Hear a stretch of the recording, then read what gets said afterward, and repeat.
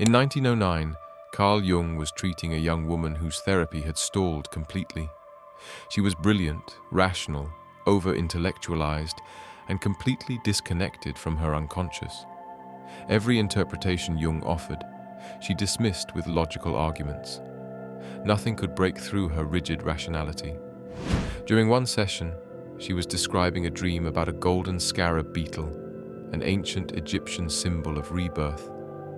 As she spoke, Jung heard tapping on his office window. He opened it, and a scarabaeid beetle, the European equivalent of the golden scarab, extremely rare in Switzerland, flew into the room. Jung caught the beetle and handed it to his patient, saying, "Here is your scarab." The synchronicity shattered her rational defenses. Something had happened that shouldn't be possible according to everything she believed about reality.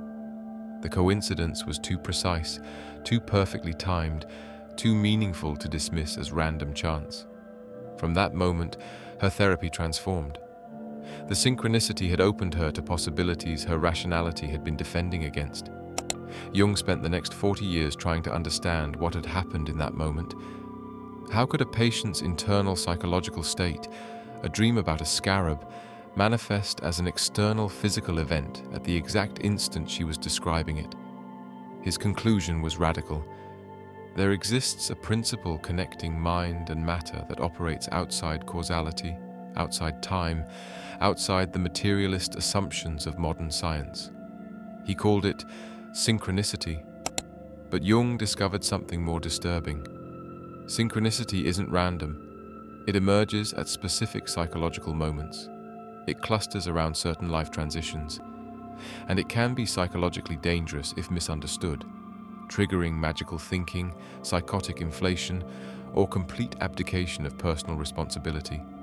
Today I'll show you Jung's complete synchronicity theory, what it actually is, how Jung explained its mechanism, the 3 types he documented, the 3 dangers that make it psychologically lethal when misunderstood, how to work with synchronicity without losing your grip on reality, and the signs that distinguish meaningful synchronicity from coincidence or psychosis. If you're ready to understand why meaningful coincidences keep appearing in your life, comment this: "I noticed the pattern." But first, you need to understand what synchronicity actually is, because the popular interpretation is dangerously incomplete. Most people think synchronicity means everything happens for a reason, or the universe sends you signs. That surface understanding misses what made Jung's discovery so scientifically radical and so psychologically dangerous when misapplied. Jung developed his synchronicity theory over decades, first encountering the phenomenon during his Red Book period, then spending 40 years refining the concept until he published his formal theory in 1952. He defined synchronicity precisely as the simultaneous occurrence of a certain psychic state with one or more external events which appear as meaningful parallels to the momentary subjective state, and in certain cases, vice versa. Breaking this down, synchronicity is a meaningful coincidence between an internal psychological state and an external physical event, where no causal connection exists between them. The key word is meaningful. Not every coincidence is synchronicity. Synchronicity occurs when the coincidence carries psychological significance that cannot be explained by probability or causation. Jung was adamant about distinguishing synchronicity from several things it's commonly confused with.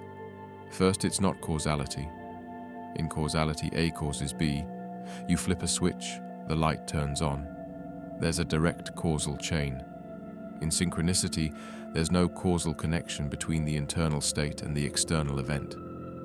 Your dream about a scarab doesn't cause a scarab to appear. The 2 events are connected by meaning, not causation. Second, synchronicity is not the law of attraction or manifestation thinking. Jung explicitly rejected the idea that you create reality with your thoughts. He wrote that synchronicity is not about the psyche creating external events. It's about a deeper pattern that connects psyche and world, a pattern that exists prior to the separation between inner and outer. Third, synchronicity is not magic or supernatural intervention. Jung was trying to develop a scientific framework that could account for experiences that materialism couldn't explain. He wrote that synchronicity is not a matter of belief. It's an empirical phenomenon that occurs whether you believe in it or not. The question is whether our current scientific models are adequate to explain it. What made Jung's theory radical was his proposal that synchronicity reveals a non-causal connecting principle in nature. Western science operates entirely on causality. Everything that happens is caused by something that came before it. But synchronicity suggests there's another organizing principle at work, meaningful pattern connection that operates outside time and causality. Jung called this principle a causal orderedness. Events can be connected not by one causing the other, but by participating in the same underlying pattern or meaning. He compared it to how a clock's hour hand and minute hand are synchronized not because one causes the other, but because both are connected to the same underlying mechanism. The mechanism Jung proposed for synchronicity was controversial and remains disputed. He theorized that archetypes, those universal psychological patterns in the collective unconscious, are not purely psychological. They're psychoid, meaning they exist in a domain deeper than the separation between mind and matter.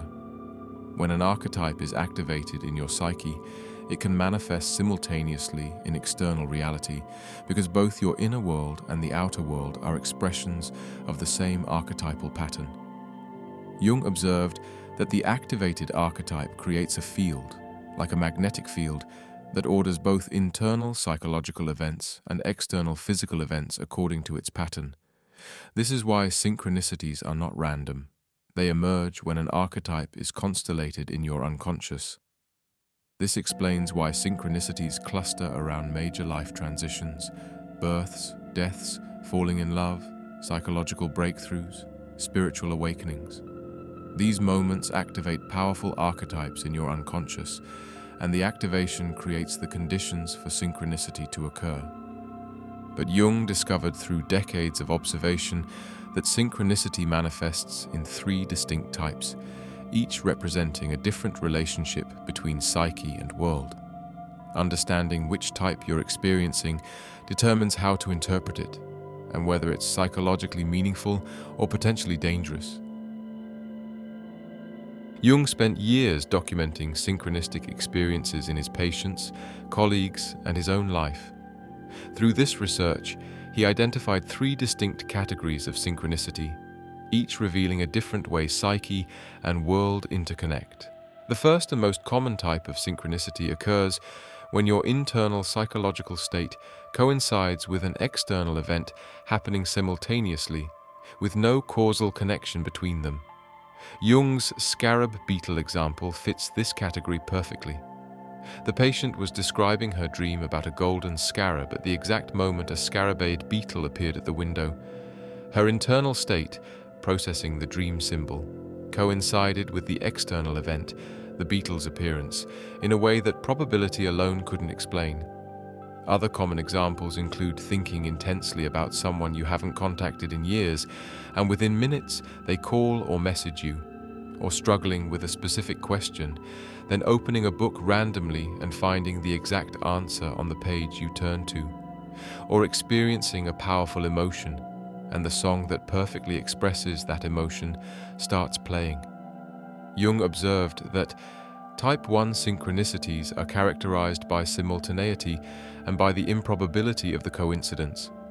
The odds of the external event occurring at precisely that moment, given your internal state, are astronomically low. This is what makes it meaningful rather than random. The psychological function of Type 1 synchronicity is often to break through rational defenses or signal that you're aligned with a deeper pattern. In Jung's patient's case, the scarab synchronicity shattered her over-intellectualized resistance, allowing her unconscious to finally communicate with her conscious mind. Jung noted that Type 1 synchronicities often occur when you're at an impasse, when your conscious mind is stuck and your unconscious is trying to get your attention through external events since internal communication has failed. But Type 1 is the safest form of synchronicity because the external event is observable and verifiable. You can point to it. This actually happened. The second type becomes more psychologically dangerous because the external event is distant and often unverifiable. The second type occurs when your internal psychological state coincides with an external event happening at a distance, something you couldn't possibly know through normal sensory means. Jung documented numerous cases of what he called knowledge of future or spatially distant events. A patient would have an overwhelming feeling that something happened to a loved one far away, and later discover that at the exact moment of their premonition, the loved one had an accident, died, or experienced a crisis. One of Jung's most documented cases involved a patient who woke from a nightmare about her son at 3:47 a.m., convinced something terrible had happened. She later learned her son had been in a car accident at exactly 3:47 a.m., hundreds of miles away. No causal explanation exists for how she could know this. No phone call, no message, no sensory information. Jung wrote that Type 2 synchronicities involve what we might call paranormal knowing, telepathy, clairvoyance, or precognition.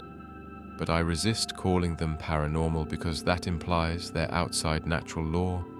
Rather, they reveal that consciousness is not confined to the individual brain in the way materialist science assumes. The mechanism Jung proposed is that in moments of intense emotional activation, particularly around archetypes like death, birth, or crisis, the normal boundaries of individual consciousness become permeable. Your psyche temporarily accesses information beyond what your physical senses could provide. But here's where the danger emerges. Type 2. Synchronicities are often unverifiable until after the fact. You have a powerful intuition or premonition, but you don't know if it corresponds to reality until later. This creates psychological risk. You could start believing every strong feeling is a synchronistic message, leading to paranoia or delusional thinking. Jung was adamant. Type 2 synchronicities must be treated with extreme caution. They're real phenomena, but they're easily confused with anxiety, projection, or wishful thinking. The temptation is to believe every premonition is synchronistic truth, which is a path to psychosis. The third type Jung documented is the most controversial and the most dangerous to work with because it involves apparent knowledge of events that haven't happened yet. The third type occurs when your internal psychological state, usually manifested in dreams, visions, or strong intuitions, coincides with an event that happens in the future, sometimes days, weeks, or even years later. Jung documented dozens of precognitive dreams in his practice. Patients would dream of specific events in precise detail, and these events would later occur exactly as dreamed. The dreams couldn't be explained as probability or pattern recognition because they contained specific details that were highly improbable. One of Jung's own most disturbing experiences involved visions in 1913 of Europe flooding with blood and mass death. He feared he was going insane. Then World War I began in 1914, and his visions proved eerily accurate to the mass devastation that followed. Jung wrote that the question of how consciousness can access future events challenges our entire understanding of time. If synchronistic precognition is real, and my decades of documentation suggest it is, then consciousness must be able to transcend linear time under certain conditions. His explanation involved the concept that at the deepest level of the unconscious, the collective unconscious, and particularly the archetypal level, time as we experience it doesn't exist. Archetypes exist outside time. When a powerful archetype is constellated in your psyche, you may access knowledge of future events that are already determined at the archetypal level, even though they haven't manifested in linear time yet. But Jung was extremely cautious about type 3 synchronicity. He wrote that precognitive experiences are real, but they're also the most dangerous form of synchronicity to work with. The temptation is to believe you can see the future reliably, which leads to either paralysis, waiting for destiny to unfold, or inflation, believing you have special prophetic powers. Jung documented patients who became trapped in precognitive obsession. They'd have one accurate precognitive dream, then begin treating every dream as prophecy. They'd stop making decisions based on reason and ethics, instead waiting for signs of what the future held. This is psychological abdication disguised as spiritual openness. The critical distinction Jung made: occasional precognitive synchronicity is a real phenomenon. Believing you can reliably predict the future through synchronicity is delusion. The difference between the two determines whether synchronicity enriches your psychological development or destroys your capacity for reality testing. But understanding the three types isn't enough to work with synchronicity safely. Jung identified three specific dangers that transform potentially meaningful synchronicity into psychological pathology. Jung observed that synchronicity could be either psychologically enriching or psychologically devastating, depending on how you relate to it. He documented three specific dangers that occur when synchronicity is misunderstood or becomes obsessive. The first danger Jung identified is when people begin seeing synchronistic meaning in every coincidence. What starts as noticing meaningful patterns devolves into believing everything is a message or sign. Jung described a patient who, after experiencing one genuine synchronicity, began interpreting every small coincidence as deeply meaningful. She saw license plates as messages, overheard conversations as guidance meant for her, random numbers as cosmic signals. She spent hours analyzing these signs, convinced the universe was constantly communicating with her.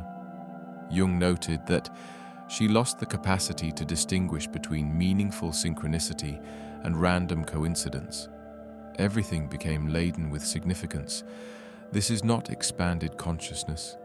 It's the collapse of critical thinking. The mechanism is psychological compensation taken too far. Modern materialism denies meaning and pattern in the universe.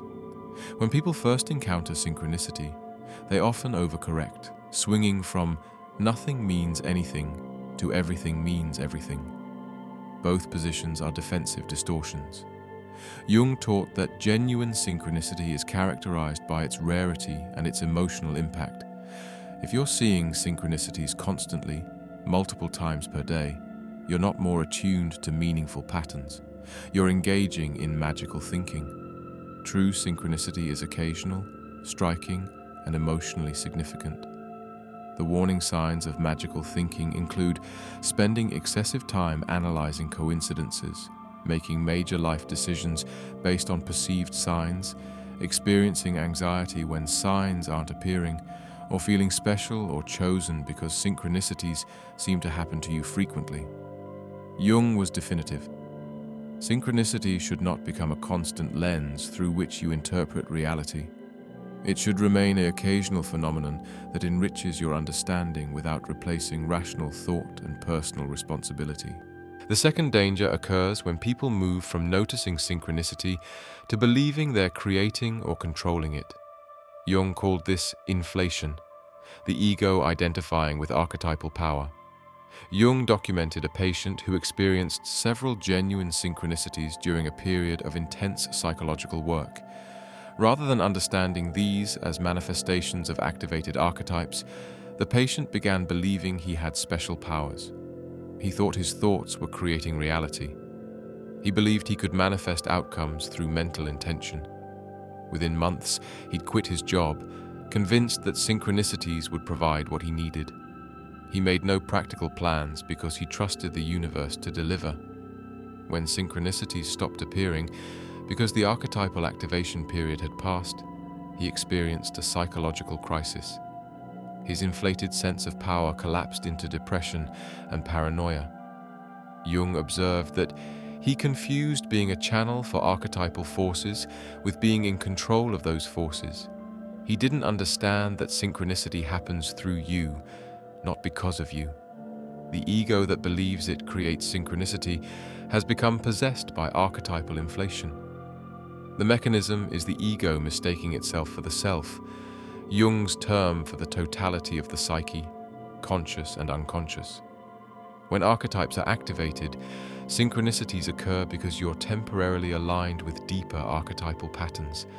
But this alignment is temporary and not under ego control. Believing you're creating synchronicities is psychologically equivalent to believing you're God. It's a grandiose inflation that inevitably collapses because the ego doesn't have the power it's claiming. Jung wrote that people who believe they control synchronicity inevitably experience devastating disillusionment when they discover they cannot reliably manifest their desires. The warning signs include believing you have special manifestation powers, teaching others how to create synchronicities, making promises to yourself or others based on expected synchronistic outcomes, or experiencing grandiosity about your spiritual advancement because synchronicities happen around you. Jung's protection against inflation was humility. He taught that when synchronicity occurs, recognize it as grace, something given, not something earned or controlled. You're witnessing a moment when psyche and world align in meaningful pattern, but you're not the source of that alignment. The archetypal patterns are vastly greater than your ego.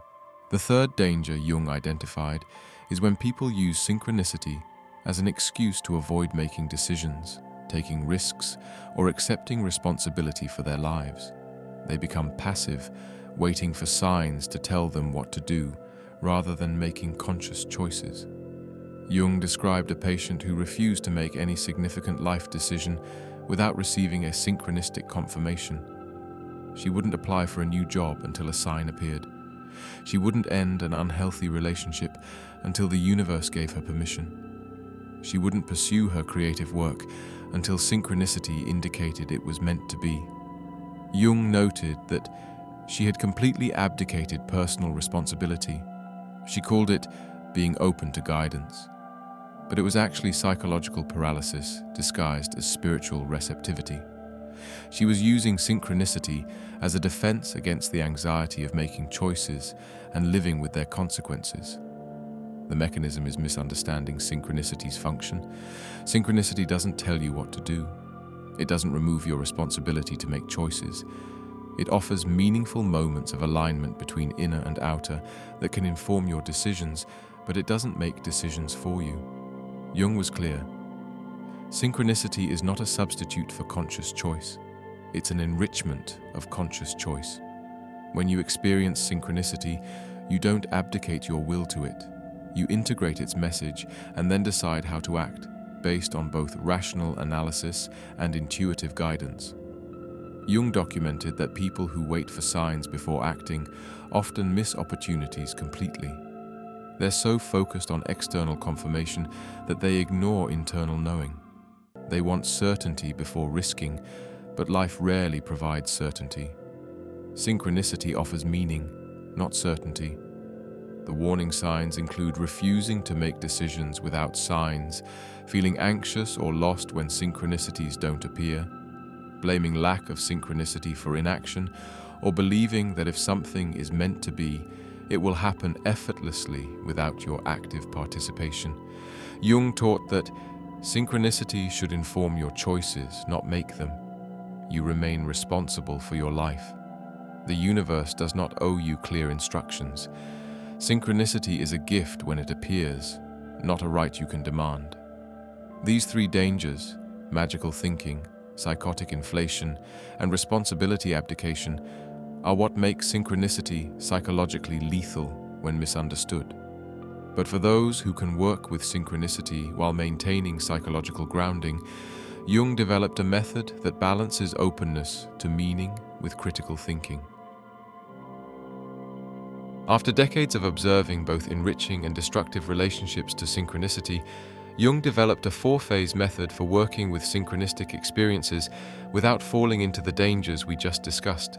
Jung taught that the first principle of working with synchronicity is receptive attention, noticing meaningful coincidences when they occur naturally without trying to force or manufacture them. The practice requires a paradoxical state. You remain alert to meaningful patterns without actively seeking them. You notice when coincidences carry psychological significance without hunting for signs everywhere. Jung described it as the attitude of a scientist observing a rare natural phenomenon. You don't make the phenomenon happen, you simply remain alert so you recognize it when it appears spontaneously. Most people make one of two errors. Either they're so closed to pattern that they miss genuine synchronicity entirely, dismissing meaningful coincidences as random chance, or they're so hyper-vigilant for signs that they create false synchronicities through confirmation bias and magical thinking. The balanced approach Jung recommended involves paying attention to coincidences that meet three criteria. First, improbability. The odds of the coincidence are extremely low. Second, meaningfulness. The coincidence connects to something psychologically significant in your life at that moment. Third, emotional impact. The coincidence strikes you emotionally, creating a feeling of awe, recognition, or uncanny significance. If a coincidence meets all three criteria, it's worth noting as potentially synchronistic. If it meets only one or two, it's likely just coincidence. Jung emphasized that genuine synchronicity doesn't require effort to recognize, it announces itself. If you're working hard to find meaning in a coincidence, it's probably not synchronistic. It's probably your desire for meaning projecting onto random events. The practice of receptive attention also means maintaining your normal life while remaining open. You don't stop making plans waiting for synchronicity. You don't pause decisions pending signs. You live actively and consciously, and when synchronicity appears, you notice it. But your life isn't oriented around waiting for it. When a genuine synchronicity occurs, meeting the three criteria of improbability, meaningfulness, and emotional impact, Jung's second phase involves asking what psychological message it carries. Jung taught that synchronicity is symbolic communication. Like dreams, synchronicities speak in the language of symbols and must be interpreted to extract their meaning. The practice begins with documenting the synchronicity precisely. Write down exactly what happened, your internal state, the external event, and the timing. Then ask, what was I thinking, feeling, or struggling with when this occurred? What archetype might be activated in my unconscious right now? Jung gave the example of his scarab patient. The synchronicity occurred during a therapeutic impasse. The patient was trapped in over-intellectualization, defended against her unconscious. The scarab is an ancient symbol of transformation and rebirth. The synchronicity's message was clear. Transformation is trying to happen, but her rational defenses are blocking it. The synchronicity itself became the catalyst for breakthrough. Not all synchronicities have such clear symbolic meaning. Sometimes you need to sit with them, reflect over days or weeks, allow understanding to emerge gradually. Jung noted that forcing interpretation defeats the purpose. The meaning of synchronicity often reveals itself over time as you observe how the symbolic message relates to your ongoing psychological development. The key question Jung recommended asking is, what is my unconscious trying to communicate through this external event? Synchronicity occurs when your unconscious is so activated that its contents begin appearing in external reality. The event is a message from your deeper self about something you need to recognize, integrate, or change. One of Jung's patients documented her process. She kept seeing images of bridges, in dreams, in randomly opened books, in conversations she'd overhear. She asked what bridges symbolized to her unconscious, connection between two separate things, crossing from one state to another, transition. She realized she was being called to bridge two aspects of her life she'd kept completely separate, her professional identity and her creative passion. The synchronicity was communicating that integration was necessary, but asking what synchronicity communicates is not the same as acting on it immediately. Jung's third phase involves integrating the message without impulsive reaction. Jung discovered that synchronicity works best when you integrate its message symbolically before taking literal action. The unconscious communicates in symbols, and responding symbolically honors the communication while maintaining conscious control. The practice involves taking the message from phase 2 and giving it symbolic expression before making concrete life changes. If the synchronicity seems to be calling you toward a major life decision, leaving a relationship, changing careers, moving cities, don't act immediately based on the synchronistic sign. Instead, integrate the message symbolically first. If the synchronicity carries a message about transformation, create art representing the transformation. If it suggests you need to bridge separated aspects of yourself, write dialogues between those aspects.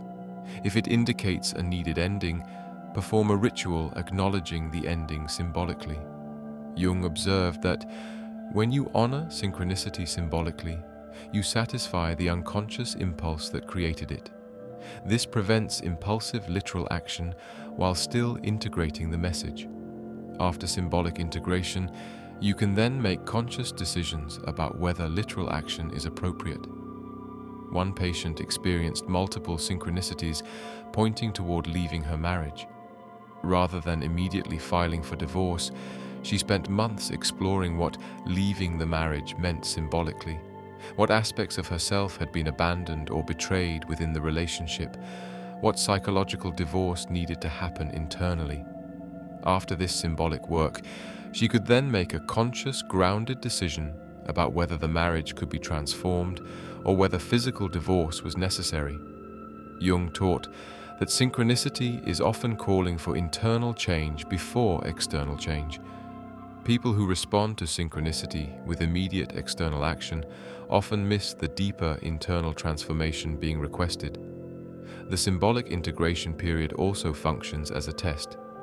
If the synchronicity was genuine, carrying a meaningful message from your activated unconscious, symbolic integration will feel significant and will lead to psychological shifts.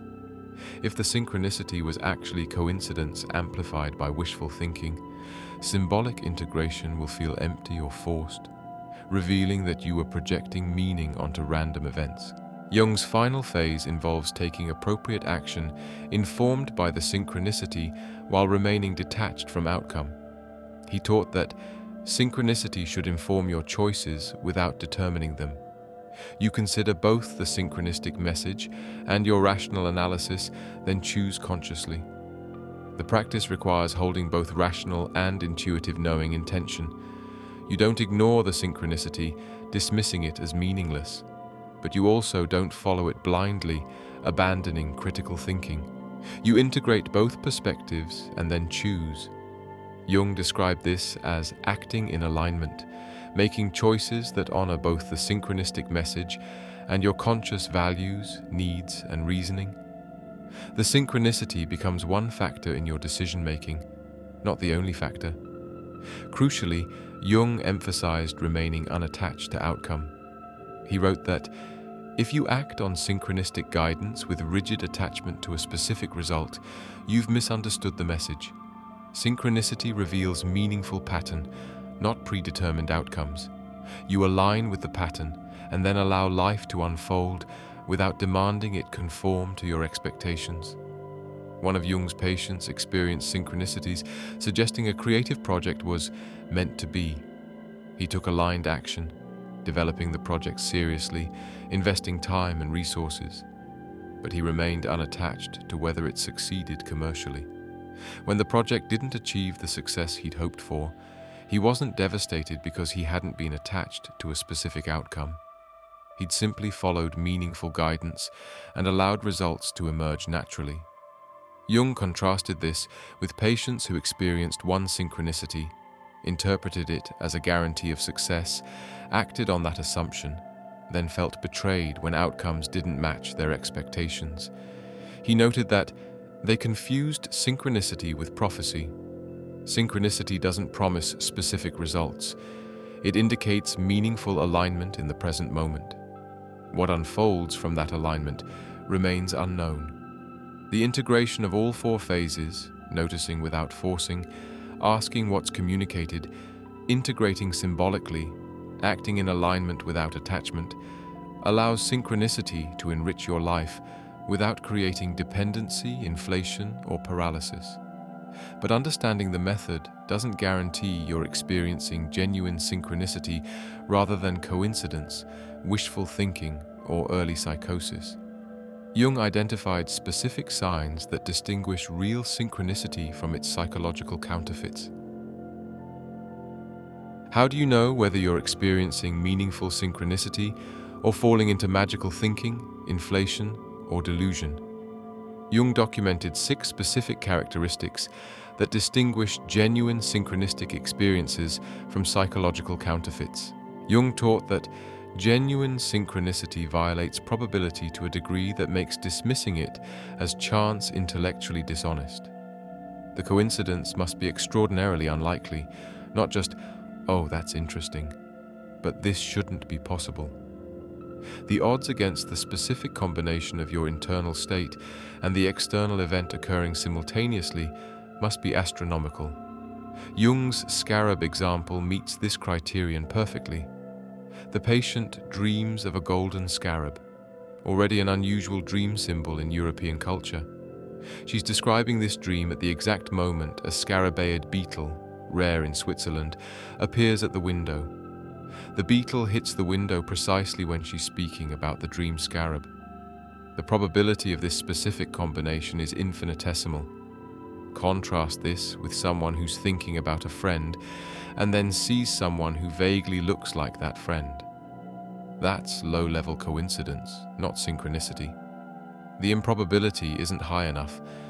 If you're experiencing synchronicities constantly, multiple times per day, multiple times per week, you're almost certainly engaging in magical thinking, not experiencing genuine synchronicity. Jung noted that the very rarity of synchronicity is what makes it meaningful. If it happened constantly, it would cease to be synchronistic and would instead indicate either psychosis or a misunderstanding of what constitutes meaningful coincidence. Genuine synchronicity carries powerful emotional impact. Jung wrote that synchronistic events strike you. They create a feeling of uncanniness or recognition that something meaningful has occurred beyond ordinary coincidence. The emotional response is often a combination of wonder and slight unease. There's a sense that reality has revealed a deeper pattern than you normally perceive. It's not frightening, if it's frightening, that suggests paranoid thinking, but it's definitely strange in a numinous way. Jung described this as the feeling that the veil between conscious and unconscious, between inner and outer, has momentarily thinned. You're experiencing direct communication from your unconscious through the medium of external reality. If a coincidence doesn't produce this emotional response, if your reaction is just, "Huh, that's interesting," or "neat coincidence," it's probably not synchronistic. Genuine synchronicity announces itself emotionally before you even analyze it intellectually.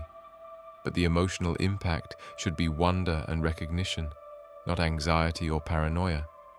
If synchronicities are making you anxious, fearful, or feeling watched or controlled, that's not synchronicity.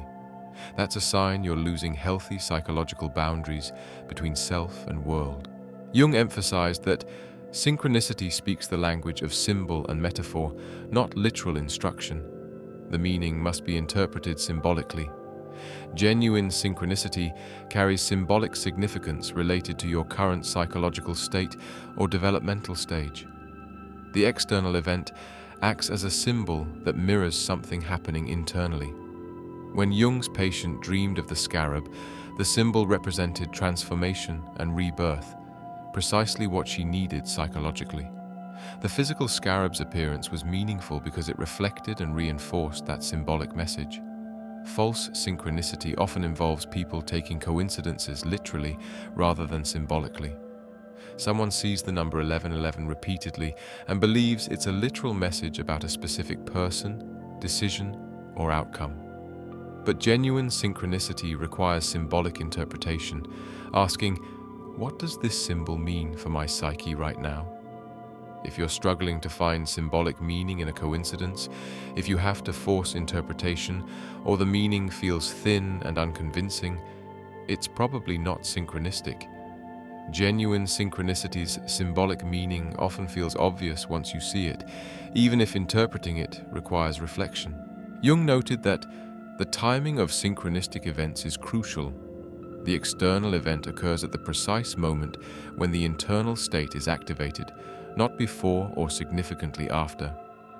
Genuine synchronicity is characterized by simultaneity or near simultaneity.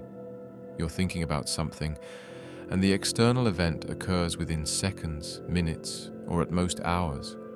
The temporal precision is part of what makes it improbable and meaningful. If days or weeks pass between your internal state and the external event, it's much harder to establish synchronistic connection. You're likely engaging in retroactive meaning-making, finding patterns after the fact, because humans are pattern-seeking beings. Jung's scarab appeared at the exact moment the patient was describing her dream. Not the next day, not the previous week, the precise instant. This temporal precision is what made it undeniably synchronistic. Be wary of finding synchronistic connections between events that are temporally distant. That's often confirmation bias rather than genuine synchronicity. Jung observed that synchronicity clusters around major psychological transitions, moments of crisis, transformation, awakening, or deep archetypal activation. Genuine synchronicity rarely occurs during ordinary, stable periods of life. It emerges when you're at a threshold, confronting major decisions, experiencing psychological breakthroughs, undergoing initiatory experiences, facing death or birth, falling in love, or having spiritual awakenings.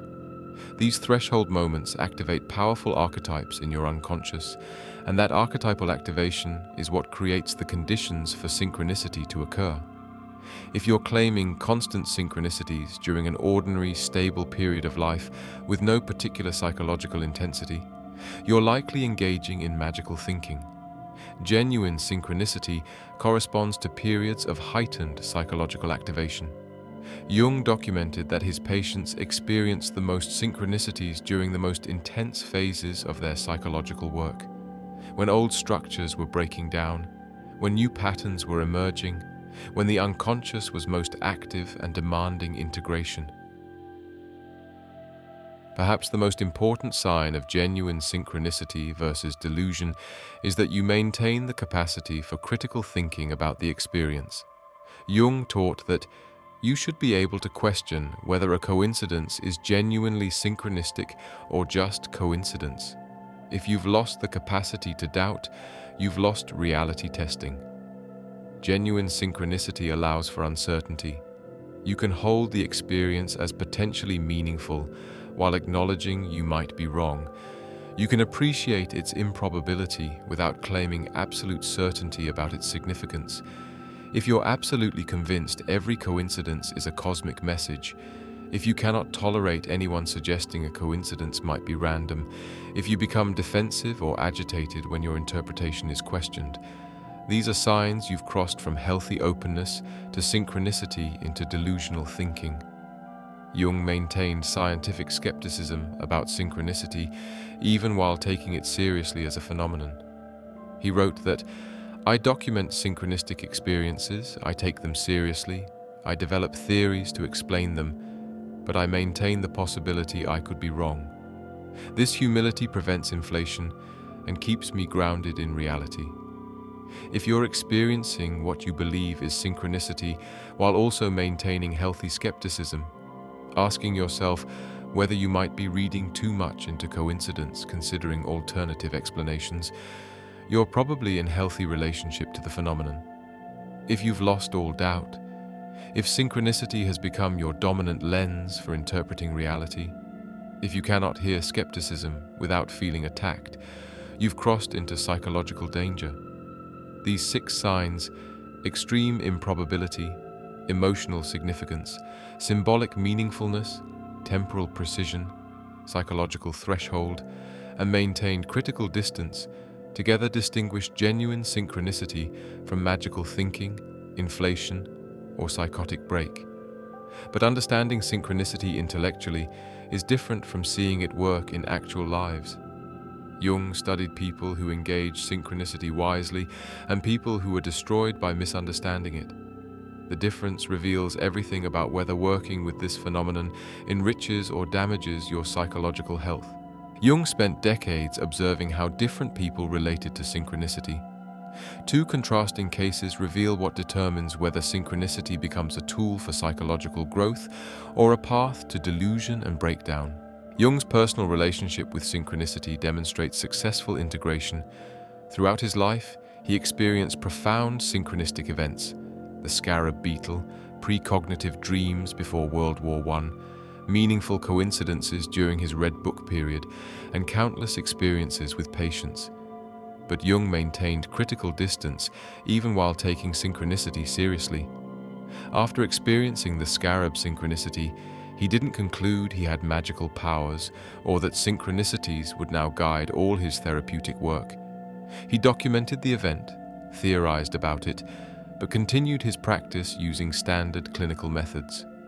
When his apocalyptic visions of Europe flooding with blood preceded World War I by 1 year, Jung didn't claim prophetic abilities. Instead, he theorized that he'd accessed archetypal currents in the collective unconscious that were building toward catastrophic expression. He remained uncertain about whether his visions were genuinely precognitive or whether he'd unconsciously synthesized political tensions into symbolic form. Jung wrote about his approach. "I take synchronistic experiences seriously as psychological phenomena worthy of study, but I don't organize my life around them. I don't wait for signs before making decisions. I don't believe I can control or reliably produce them. When they occur, I note them. I reflect on their potential meaning, and then I continue living consciously and responsibly." The key to Jung's successful relationship with synchronicity was integration without dependency. He remained open to synchronistic experiences when they occurred naturally, but he didn't hunt for them, didn't need them, and didn't interpret them as special confirmation of his importance or correctness. Jung also maintained scientific rigor. He spent decades documenting synchronistic events, trying to understand their mechanism, corresponding with physicists like Wolfgang Pauli to develop theoretical frameworks. But he never claimed certainty. He proposed theories while acknowledging they might be wrong. Near the end of his life, Jung reflected that synchronicity has enriched my understanding of the psyche's relationship to reality, but it hasn't replaced rational thought, scientific method, or personal responsibility. It's an additional dimension of experience, not a substitute for conscious living. The outcome of Jung's approach was psychological enrichment without inflation. He developed groundbreaking theories, maintained successful therapeutic practice, remained grounded in reality, and used synchronistic experiences to deepen his understanding rather than to bypass conscious effort. Richard Wilhelm, the German sinologist who translated the I Ching into German, which Jung later wrote an introduction for, provides another example of healthy relationship to synchronicity. Wilhelm spent years in China studying the I Ching, an ancient divination system based entirely on synchronistic principles. The I Ching operates on the assumption that the random fall of coins or yarrow stalks synchronistically corresponds to the questioner's psychological state, producing hexagrams that symbolically reflect their situation. Wilhelm took this seriously without losing his Western intellectual rigor. He practiced I Ching divination, experienced profound synchronicities through the process, and came to respect its wisdom. But he didn't abandon critical thinking. He maintained both cultural perspectives, honoring Chinese synchronistic worldview while keeping his capacity for Western rational analysis. Jung documented that Wilhelm's ability to hold both Eastern and Western perspectives in productive tension allowed him to work with synchronicity meaningfully without inflation. He could appreciate the I Ching's uncanny accuracy without claiming it was infallibly prophetic. He could take synchronicity seriously without making it his sole decision-making tool. Wilhelm continued his scholarly work, maintained his academic rigor, translated texts carefully and accurately. The synchronistic wisdom he accessed through I Ching consultation informed his understanding, but didn't replace his intellectual effort. The outcome was similar to Jung's: psychological and spiritual enrichment without loss of reality testing.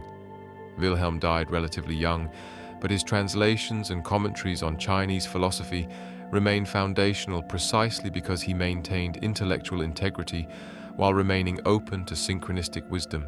Jung documented a contrasting case, a patient he called the synchronicity seeker, who experienced psychological breakdown through misunderstanding and obsession with synchronicity.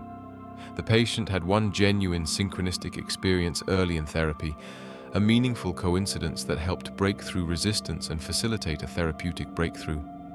The experience was so powerful that the patient concluded synchronicity was how the universe communicates and that he had special sensitivity to receiving these messages. From that point forward, he began hunting for synchronicities everywhere. He would open books randomly looking for messages. He interpreted license plates as cosmic communications. He saw patterns in numbers, overheard conversations, song lyrics. He spent hours each day analyzing these signs and making elaborate charts connecting them to his life situations. Jung noted that he had lost the capacity to distinguish between meaningful synchronicity and random coincidence. Every coincidence became invested with cosmic significance. This is not heightened sensitivity, it's the collapse of reality testing. The patient began making all his decisions based on perceived synchronicities. He quit his job because he saw 3 birds fly past his window, which he interpreted as a sign. He ended a relationship because a song with the word "leave" came on the radio at a moment he was thinking about his partner. He moved to a new city because he randomly opened a book to a page mentioning that city's name. Within a year, his life had fallen apart. No stable employment, no stable relationships, no financial security. But he remained convinced he was following guidance. He interpreted every negative outcome as a test or as evidence he hadn't understood the signs correctly, never recognizing that he'd lost all agency and responsibility. Jung wrote, "He had become possessed by the archetype of the divine messenger. He believed he had special connection to cosmic truth. This is inflation, the ego identifying with archetypal power.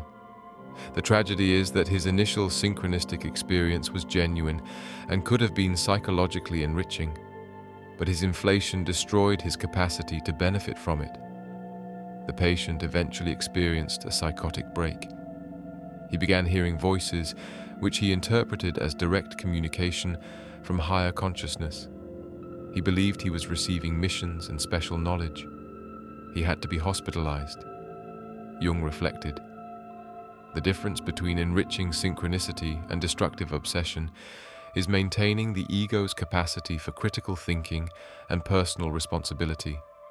The moment you begin organizing your entire life around synchronicities, waiting for signs, believing you have special access to cosmic truth, you've crossed from healthy openness into psychological danger." What separated Jung and Wilhelm's successful engagement with synchronicity from the patient's breakdown into psychosis? Jung identified the critical factors. First, Jung and Wilhelm maintained multiple perspectives simultaneously. They could take synchronicity seriously while also maintaining rational scientific thinking. They didn't collapse into either pure materialism or pure mysticism. They held both in productive tension. Second, they never stopped taking responsibility for their choices. Synchronicity informed their decisions, but never made decisions for them. They continued using rational analysis, ethical consideration, and conscious choice even when synchronistic experiences occurred. Third, they maintained humility. Neither claimed special powers, prophetic abilities, or unique access to cosmic truth. They experienced synchronicity as occasional grace, not as evidence of their spiritual superiority, or as a reliable tool they could control. Fourth, they preserved their capacity for doubt. They could question their interpretations, consider they might be wrong, tolerate uncertainty. The patient who broke down had lost all capacity for self-questioning. Every interpretation became absolute truth. Jung's final observation was definitive. Synchronicity should enrich your conscious life, not replace it. The person who maintains rationality while opening to synchronistic experience gains a deeper dimension of meaning.